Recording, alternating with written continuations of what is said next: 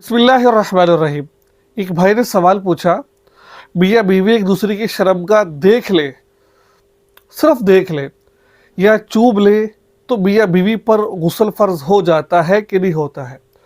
आज का सवाल ये है कि शर्मगाह को देखने से या शर्मगाह को हाथ लगाने से या शर्मगाह को मुंह में लेने से गुस्ल फ़र्ज होता है या नहीं होता है, और गुस्ल कब फ़र्ज होता है। तो ये आज की वीडियो में मैं आपके सामने डिस्कस करूँगा। मुझे उम्मीद है कि आपको बहुत कुछ सीखने को मिलेगा। ठीक है, तो वीडियो को आखिर तक देखिएगा, इंशाल्लाह आपको बहुत कुछ सीखने को मिलेगा। याद रखिए कि शर्मगाह को देखना, हज़रत आयशा सिद्दीक़ा रज़ी अल्लाह तआला अन्हा फरमाती है, न मैंने कभी रसूलुल्लाह सल्लल्लाहु अलैहि वसल्लम की शर्मगाह को देखा, न उन्होंने कभी मेरी शर्मगाह को देखा।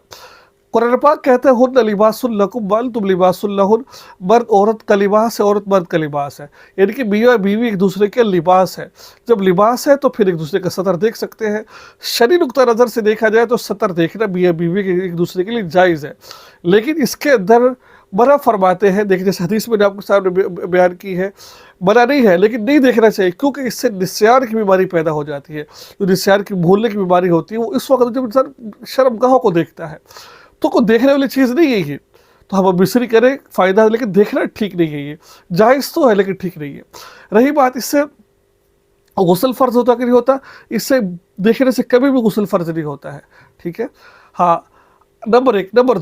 नंबर दो चूम लेने से तो, लेकिन चूम लेने से गुस्ल फ़र्ज नहीं होता है। किसी ने शर्मगाह को चूम लिया तो इससे भी गुस्ल फ़र्ज नहीं होगा।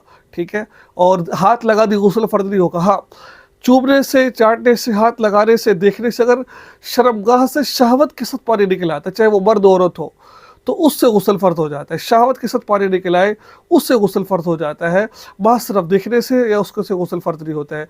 तो ये था आज का मसला। मुझे उम्मीद है बहुत कुछ सीखने को मिला। दुआ में याद रखिए। अस्सलाम वालेकुम व रहमतुल्लाह।